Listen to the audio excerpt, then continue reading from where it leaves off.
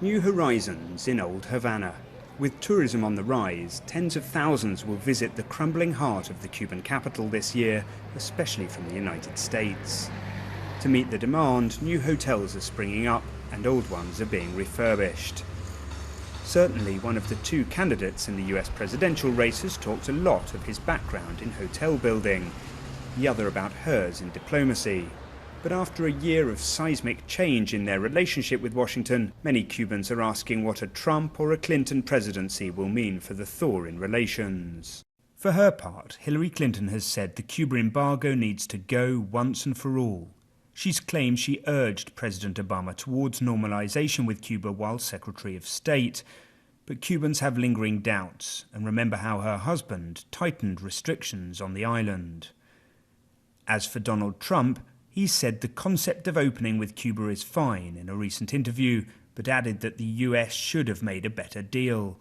He's also written in favour of the trade embargo in the past.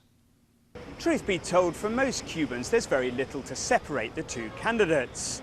Hillary Clinton, of course, is a known quantity and represents some form of continuity with the Obama administration, but she isn't entirely trusted in Cuba. A conservative billionaire businessman might seem a natural enemy to most Cubans, unless, of course, he can find a way to convince Congress to lift the embargo. With the US embroiled in one of the most bitter election campaigns in living memory, Cuba is a low priority for the two candidates for now. But for the diplomats in Havana, November's result is crucial. Do they fear that the good work done so far could be unpicked?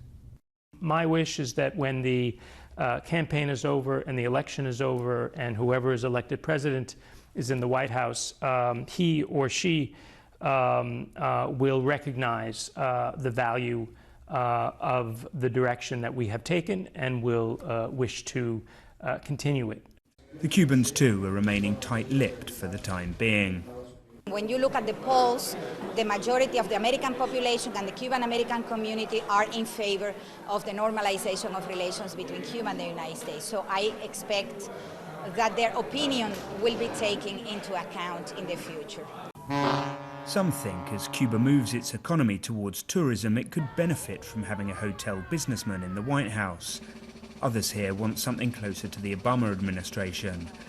But a year after perhaps the most symbolic moment in Cuba's thaw with Washington, ask many Cubans if they'd prefer a President Clinton or a President Trump.